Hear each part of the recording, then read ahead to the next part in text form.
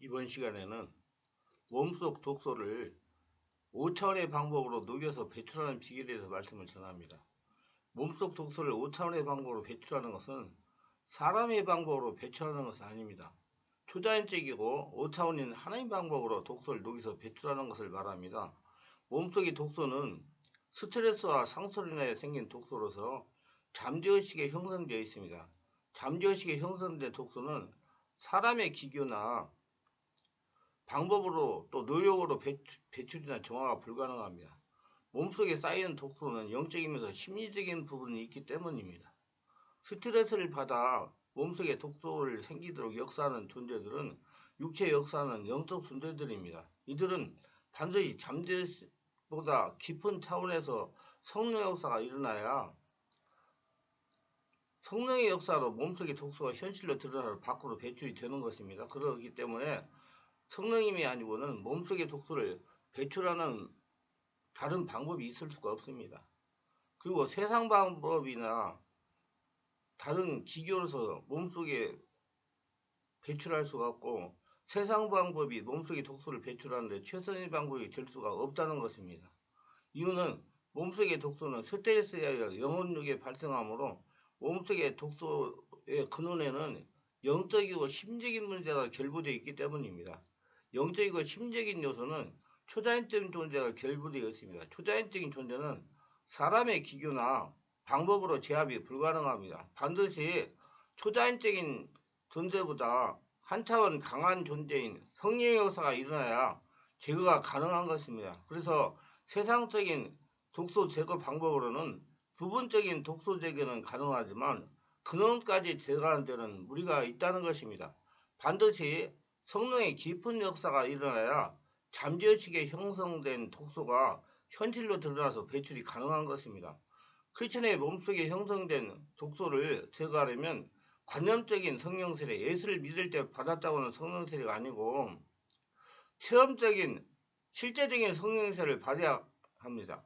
체험적인 성령 세례란 예수를 믿을 때 마음 안에 주인으로 임재하신 성령께서 순간 자신의 전인격을 장악하여 성령으로 지배 장악 폭발을 말하는 것입니다. 이는 자신도 성령으로 세례받는 것을 전인격으로 깨달을 수가 있고 주변의 다른 성도들도 자신이 성령으로 세례를 받는 것을 눈으로 보고 이해할 수 있기 때문입니다.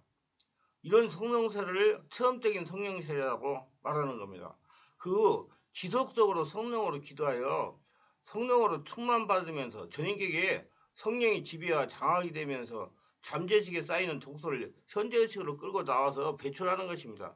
그렇기 때문에 세상 방법을 사용하여 해결되지 않는 독소는 반드시 성령의 지배와 장악을 통하여 배출해야 되는 것입니다.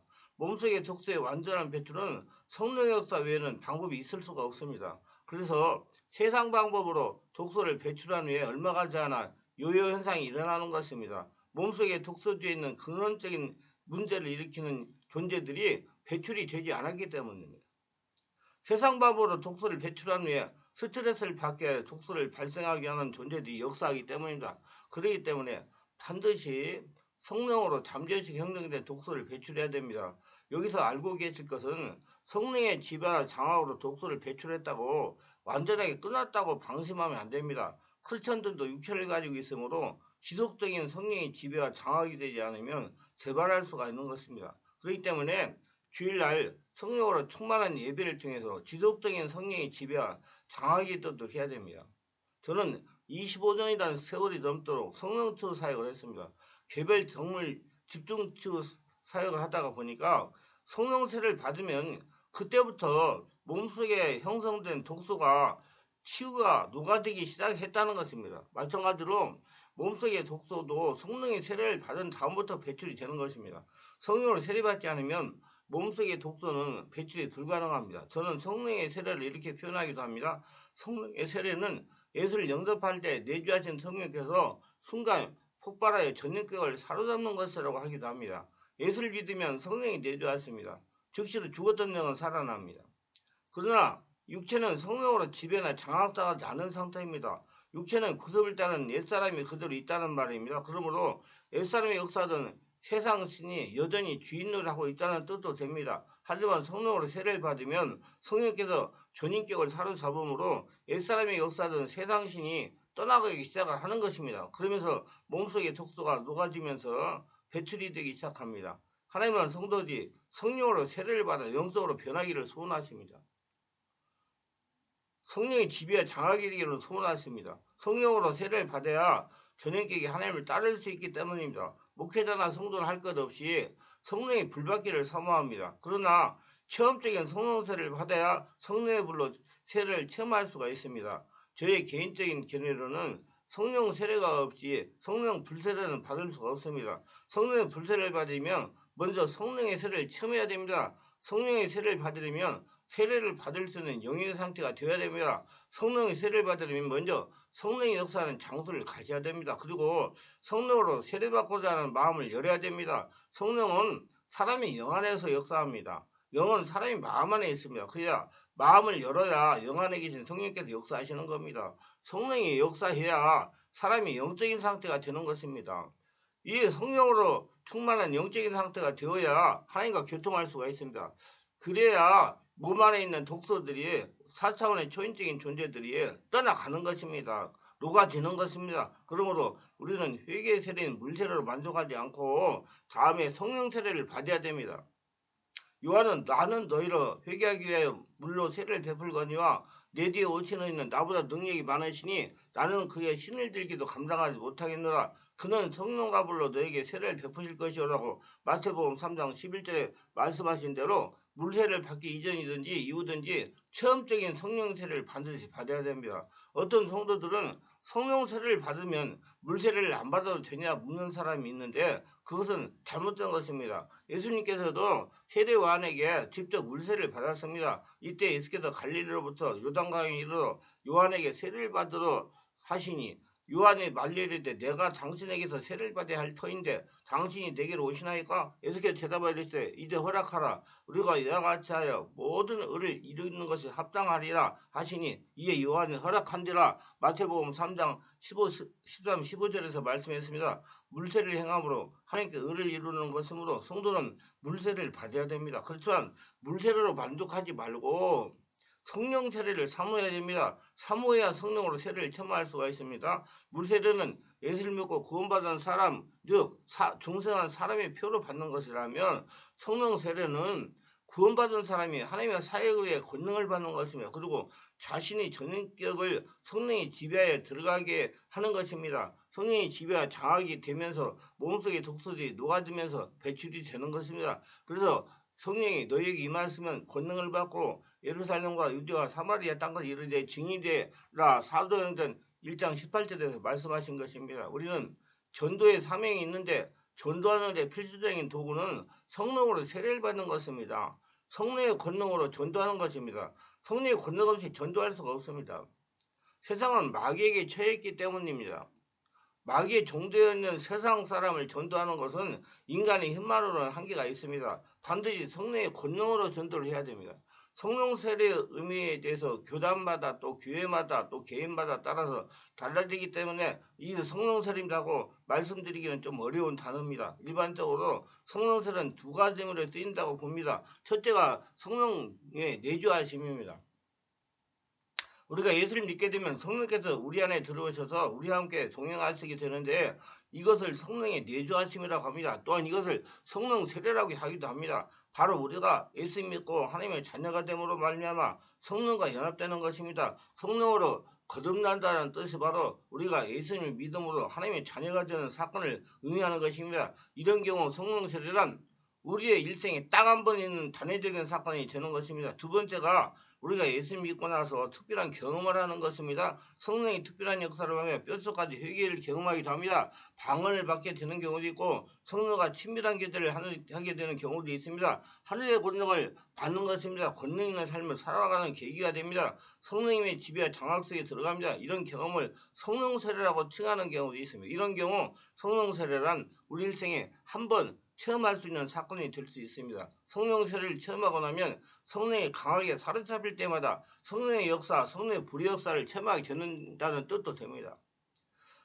바울 사도가 한 번은 에베소 교회를 방문했습니다. 교인들에게 바울이 너희가 믿을 때 성령을 받았느냐? 가로되 아니라 우리는 성령이 있음도 듣지 못하였노라. 그러면 너희가 무슨 세례를 받았느냐? 대답하되 요한의 세례라고 사도행전 19장 2, 3절에 말씀했습니다. 이때 바울이 그들에게 안수하며 성령이 그들이 임하심으로 방언도 하고 예언도 하니 모두 12사람쯤 되니라. 사도행전 19장 6절에서 말씀을 해서 성령 세례의 필요성을 알게 된 것입니다. 안수를 하니까 성령 세례를 받았다는 거예요. 여기에 주목할 필요가 있습니다. 안수를 하니까 성령 세례를 받았다는 것입니다. 하나님은 성령 세례를 체험하게 하고 단련하여 하나님 마음에 합한 자를 하나님이라 사용하십니다. 베드로의 경우 예를 들어봅시다. 고기를 잡는 어부였던 베드로가 예수님의 부르심으로 그물을 버리고 주님을 따랐습니다. 주님을 따라다니면서 문둥이를 치유하고 죽은 자를 살리고 오병의 기적을 일으키고 귀신을 쫓아내는 이적과 기적을 보면서 3년 동안 주님을 따랐습니다. 베드로에게 주님의 능력을 인정하고 주님을 따르면서 3년 동안 훈련을 받았지만 믿었던 주님이 십자가에서 죽게 되자 3번씩이나 주님을 모른다고 부인한 겁쟁입니다. 왜 그렇습니까? 성령으로 세례를 받지 못해서 그런 것이 아니겠습니까? 성령 세례를 체험하지 못하고 인도하지 못하니 아직 육신적인 믿음의 수준을 넘지 못한 증거입니다. 율법적인 믿음의 수준을 넘지 못한 증거입니다. 그런 베드로가 마가의 다락방에서 120분도 함께 기도하다가 성령으로 세례를 받고 완전한 다른 사람으로 변했습니다.